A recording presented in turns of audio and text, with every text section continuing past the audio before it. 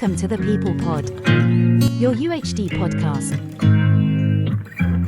Actually, we were all really neurodivergent and just no one knew about it. But having that diagnosis, has it changed anything? I've always felt a little bit different, square peg in a round hole. But looking back, I can now see way more.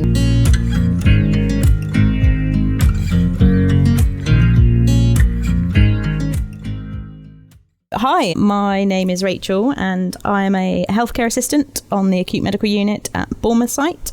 I'm also one of the UHD Health and Wellbeing Champions.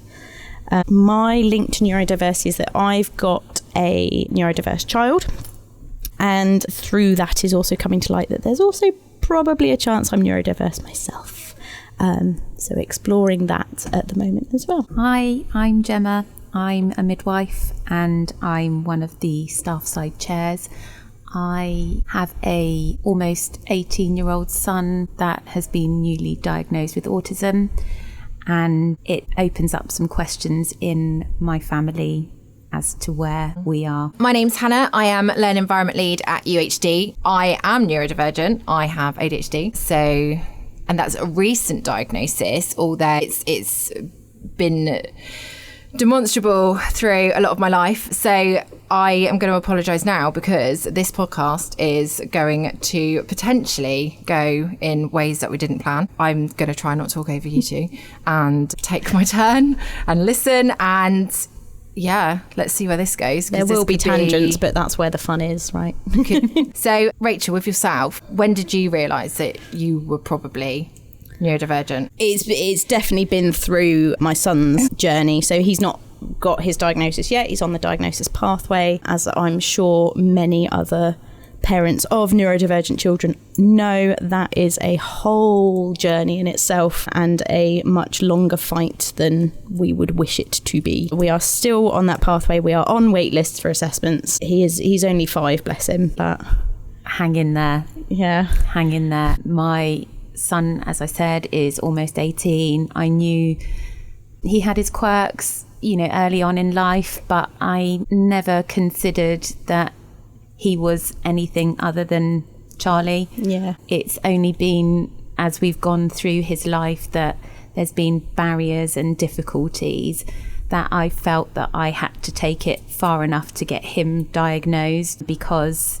without that label we didn't have any help or support. But finally having that diagnosis has opened up our world to different things, and hopefully he will start getting that support. But don't give up, I think, is what I would say to you.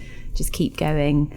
But I know that we were talking about when you might have started sort of recognising your own diversity, and I think that going through this whole process has made me notice differences in myself, and I just thought that I was struggling as a parent to manage the situation, but I recognise a lot of traits in myself, which also creates another barrier to doing anything about it, because I just think that that's our differences and that's who we are, and there's nothing wrong in that. I think it's really common, isn't it, that a child is diagnosed and then parent then follows, or in some cases grandparents. I was talking to someone yesterday about a woman who was, I think, in her 70s when she got her diagnosis that she's autistic. I see for people all the time how difficult it is, sort of, I guess, living with that feeling different your whole life and not knowing why. And then when you have that answer, just the relief and the understanding and the compassion that you can give to yourself afterwards. I found this journey with my diagnosis has been quite challenging. My youngest is definitely neurodivergent. My oldest, I'm not sure, he's got traits, but that's where you kind of think, am I looking for something that's there because I know about it now and I'm better educated? Am I just seeing things that actually are just child behaviours as they're growing and adapting? But my youngest has absolutely got something. The school are very supportive and are helping him as though he has got something without that diagnosis. And the thought of battling to try and get them assessed absolutely exhausts me. I mean, one of the first things I keep getting told is, well, he's still little, he's not 7, he's not reached 7 yet. Yeah. It's like, how long do we have to wait for this to become a problem? Are we doing, by waiting, am I putting him at a disadvantage? I think that it's so different now to how things were when I was a child, because I don't know anybody with autism or ADHD diagnosis when I was at school, but I know that there were diversities, but I think it seems to be much better recognised now. What I would say with having an almost 18-year-old is that for me, the importance is when they start at secondary school and knowing that there's some elements of support there. But that's just my personal experience. I think it's that transition from primary to secondary is huge for neurodivergent kids as well. And I know there's a lot of kind of talk and research going on at the moment around it and how to support them, because it is such a challenge. I would say, interestingly, my middle son is on the same sort of pathway as your youngest, and he's different, but he's very, very much supported at school, and they know of my current experience and they're so supportive of ensuring that things are in place. And I said, when it comes to secondary school, that's the game change for me, that, we need that support there. So I think it's great that that's being recognised. But I'm really keen to hear about your own experience and when you were diagnosed. I think I've always felt a little bit different, square peg in a round hole. But looking back, I can now see way more now that I know those traits and know, after my assessment. I've probably struggled with my mental health for the last 10 years. Sort of diagnosed with a bit of anxiety, a bit of depression. We know from the research that especially women, there is a lot of misdiagnoses, and their first go-to is you're depressed, or it could be hormones, or other women get diagnosed with serious conditions. But essentially, I've gone through that. I had my first child, really struggled after him, had my second quite close in age, and I had quite severe postnatal depression. It was awful. They were discussing whether mother and baby unit was potentially an option. Had lots of CBT, lots of therapy, group, one-to-one, counselling. But despite all of that, there was still something that wasn't quite right. I was not well. I know that some of my colleagues noticed that I was potentially not okay, and ended up having a bit of a breakdown. And so 2020, I was off for about 4 months, I think. I couldn't leave the house, hit probably my absolute lowest. And the cause of that, I was never really sure. Was it work related? Was it something that was always going to happen? I was very lucky. I was able to have some group therapy. I had one-to-one CBT course again. I was able to see our occupational health psychologist as well. And a couple of times it was suggested to me, has anybody in your family been diagnosed with any neurodivergence? But that's not me, because in my head I had that stereotypical view of course I don't have ADHD. And it was suggested to me by a couple of therapists and psychologists, and they were like, go away, have a little read about it. Just Google ADHD symptoms in women. And I was reading it and I was like, but no, absolutely not. And I just left it at that. Then, a year later, I was invited to a neurodiversity conference that happened in the education centre, and I wanted to learn more about neurodivergence, just to help, within my remit of being able to support students and just learn a bit more about it. And they talked about ASD, they talked about dyspraxia, dyslexia, then they talked about ADHD, and I just sobbed because I felt like someone was talking about me. And it just all of a sudden just clicked. So went to GP and said, we need to look into this for you because I think this might be the missing link. I did the assessment and he got it back saying, nope, if you look at this woman's history, she's just got postnatal depression and anxiety and depression that she's not dealt with properly. And so he said, rang me and said, we need another appointment. We need to give even more evidence. Mm-hmm. So I sat with him and put everything down, submitted it. Nope, got chucked back. We can see why you think this, but we need more. They just wanted more and more and more. And then on the third submission, they said, right, fine, we'll do an assessment. Had a letter beginning of 2022 basically saying, we've received your referral. Then I got a letter in August 2022 saying, just to inform you that you are on the waiting list for an ADHD assessment. This sounds brilliant. familiar. Yeah, I know this journey. So fine. I'm still on the system, doesn't matter. I know this is potentially going to take years. So then I got an appointment letter end of 2022 saying we've got an appointment April 2023. Brilliant. I got a letter and a phone call the week before my appointment was due in April 2023 to basically say, due to staff shortages, we're not able to do this. We're going to push your appointment back to July 2023. Gosh. It's like, fine, what's 3 months? It's been years. Waited this long already. Yeah. So had my appointment. Essentially, I didn't get my ADHD assessment like I was told I would.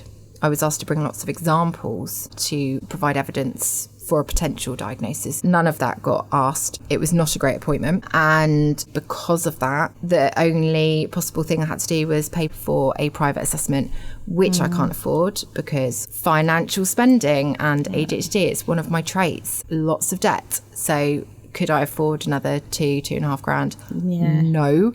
But desperation forced it. So yes, I had my assessment and diagnosed with ADHD. They said there is absolutely no doubt at all. So it's been challenging, and that's been exhausted doing that just for me. Doing that now for potentially one or maybe both of my children.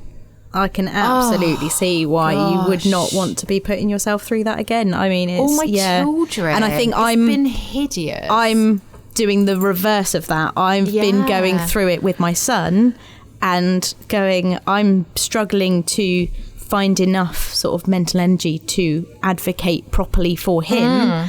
That how am I going to manage to then do that for myself as well? So I've gone back to university and I've started a psychology course. Amazing. Well done. Yeah, but I started that course, and in my first interview with my lecturer, who is a psychologist, literally turned around to me and went, am I getting some ADHD from here? Because that's something we might want to explore. And how we can support that. So I did the screening test for the uni and it came back as, we should probably look into this. Amazing. And so I'm at the point now where I'm going, do I want to chase this? Because I can I've been given the option that I can pay for an education only assessment, or I then go through the GP route to get a kind of formal diagnosis. And I guess it's that question of what would it change for me? How important would it be to get that diagnosis if that is the case? But like you, it's that questioning, is it that I know too much and I'm looking into it and I'm reading into things too much? I think you need to think about, if you had a diagnosis, how that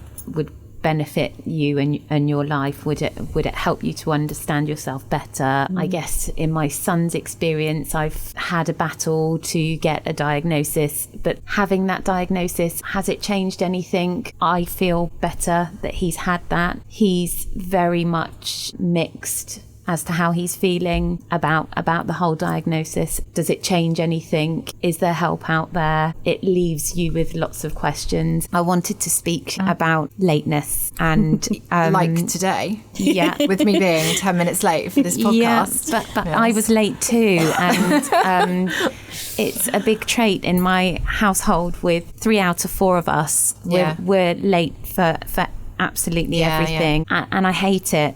I hate the way it makes me feel. I hate the effect that it has on our family life. And sometimes I feel like we're missing out on things, but we can't change it. There's nothing that we could do. We could all go to bed and sleep in our clothes. It wouldn't make us on time for anything. It wouldn't make a difference. I think anything you put in would not make a difference. So I used to be super early for everything. I used to overcompensate and used to arrive like that's you me. said. Yeah. But I think pre-children, I had the mental capacity and space. I was able to go to work for 6:30 before handover at 7 and just have a cuppa and just make sure I was there. I could overcompensate. But when I became a mum, it's literally where all of my ADHD traits completely exacerbated, because there's all these other layers of responsibility that I absolutely have to make sure these kids are looked after and fed and watered. And I've got a house now to run. So the last thing that gets left, I think, for any parent is themselves. But that's where I just don't have the capacity to mask anymore. So I am always late. I get up, by the way, 5:30 every morning. I don't have to start work till 8 or 9. But I sit there for an hour with a pot of tea I got up at 6:30, though. I'd feel like I was running late. But for me to get up at 5:30, I don't do anything. I don't get ready super early to make sure I leave on time. I sit there and watch EastEnders from the night before.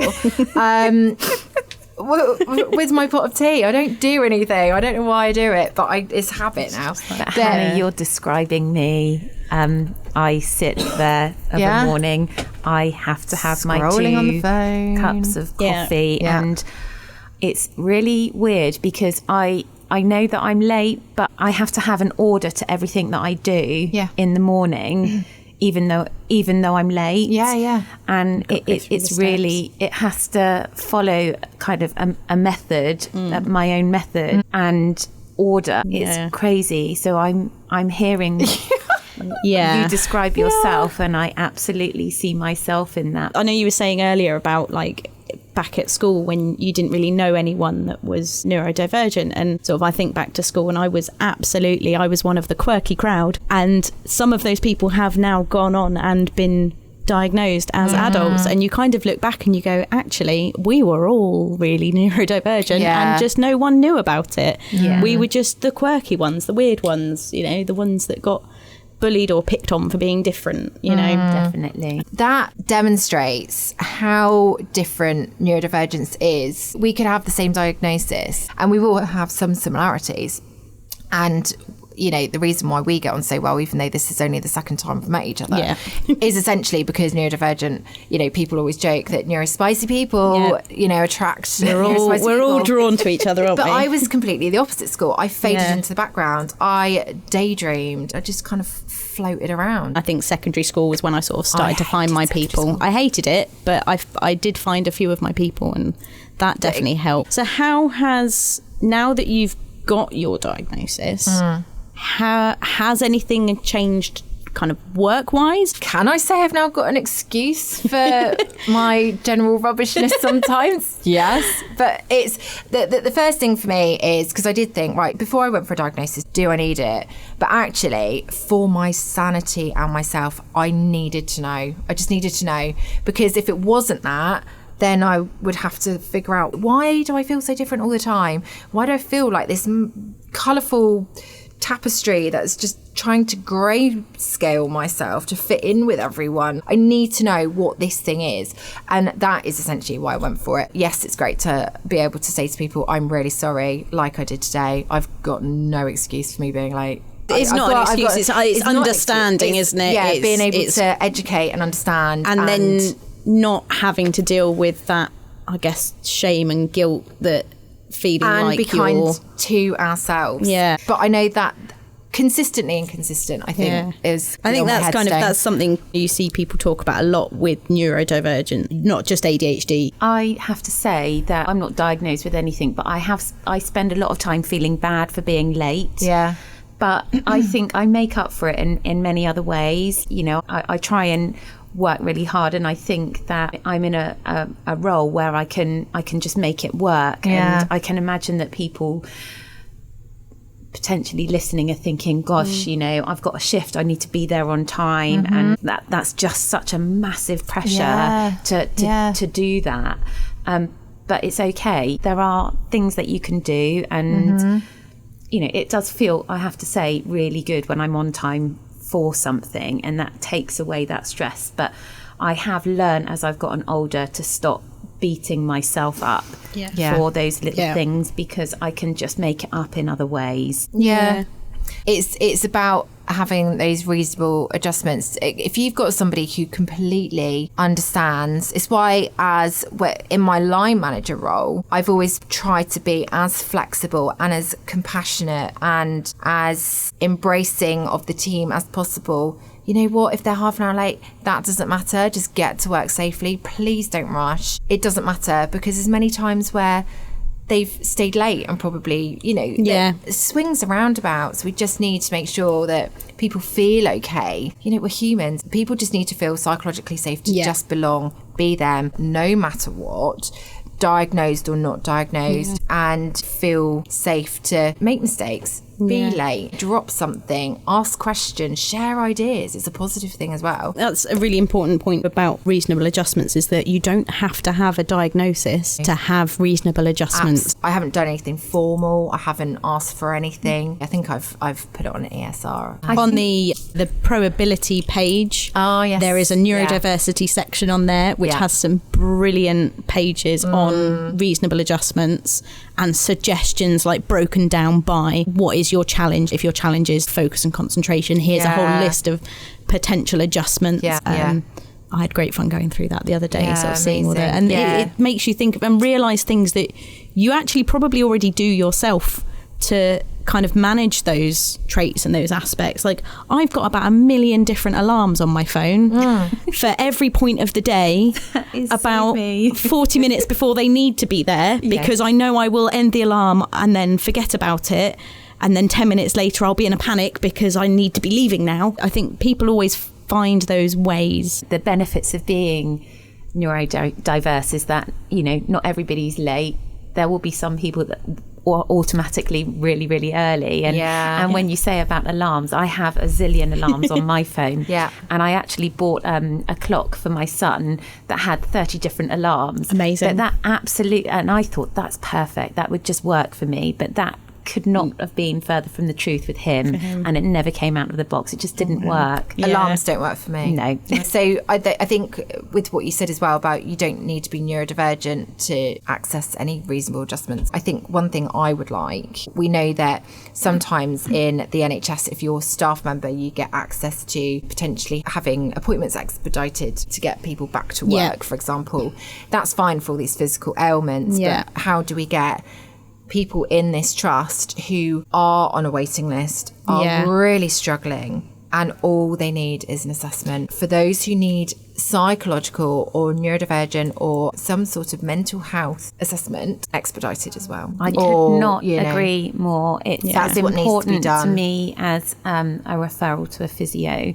You know, the benefits to our mental health and well-being, having that access to support with any neurodiversity would we have amazing. I mean, we have got the psychological support and counselling service, who are incredible. I would love to see a neurodivergent assessment pathway for staff, just to allow people to get that understanding of what they then need and what adjustments might help within work. Definitely, even for staff and our patients as well. I often think about things like a noisy waiting room and what that can mean to a neurodiverse The hospital person. Environment is awful. It's completely for a neurodiverse patient. Lights, It's so lights, awful. I struggle noise, with lights. and just. I know that we're always looking for space, but just having maybe a safe space for people like a to sensory go, escape space or something would be amazing. I think for adults, it really is something that we kind of forget about, but when you have these neurodiversities, it's not something that you ever grow out of. No. It will always be there. On AMU, one of the things that myself and one of our senior staff have done is we've put together what we call a distraction kit for some of our mental health and neurodiverse and learning disabled patients. We've got sensory things in there like ear defenders and fidgets. We've got colouring and puzzles and things like that to try and just help ease some of that experience for them. Wouldn't that be amazing to have that around our trust? Yeah. You know, accessible to staff. Well, it and came patients. about partly because of the ear defenders, because we had to hoverjack a patient who was autistic, who really struggled with the loudness of it with the new FlowJack ones. Makes me jump. Yeah, they are so loud. And we kind of questioned why don't we already have ear defenders for these? The level of noise on that right next to their head is for anyone, let alone an autistic patient, is going to be awful. So we went and we got our own ear defenders. Lights are definitely my thing. A bright light environment is really overstimulating. It really. I hate food shopping. Yeah. It's not just the mundane part of shopping, it's just the chaos and the pressure and the noise. It is just that sensory overload, isn't it? The fluorescent definitely. lighting and the noise bouncing off of all the hard surfaces. The other thing that I would like to see in the NHS or do you know what, anywhere, is whenever I have to fill out a feedback form or some sort of expression of interest form and they ask you some of those key questions, they always say, do you have a long-term condition? And they've got physical condition, they have mental health impairment, they might have learning disability or learning difficulty. But when it comes to neurodivergence, it's not a mental health condition. No. It's not a learning difficulty or a learning impairment. No. What box do I take? And I think it's that wider sort of move, I think, that I feel like neurodivergence at the moment is following a similar social justice movement trajectory to disability rights and things like that, and kind of really trying to pull itself away from that sort of medical model towards a more different, not deficit-based approach. I feel like we're at the peak of that now, and that awareness is increasing. I feel positive. Definitely moved in the right direction. Anybody with any interest in neurodiversity, I would just encourage them to learn more about it, because I think just having that diagnosis in our family has driven me just to find out more. I want to learn more about it because I don't want people to be in the same position as we've been in. I want to try and overcome those barriers and just make life easier for everybody, because I have a mantra in my head that I just want my son to live a happy and fulfilled life, whatever shape that takes. And I think we're all deserving of that. Definitely. I would argue that everybody, in one way, shape or form or severity, I think everybody's got neurodivergent traits. It just depends on how impactful they are on your day-to-day life, how you cope with them. And I think everybody's probably a bit neurodivergent rather than neurotypical. 100%. For sure. You have been listening to The People Pod. To find out more about The People Pod or get involved in a future episode, search The People Pod on the UHD intranet.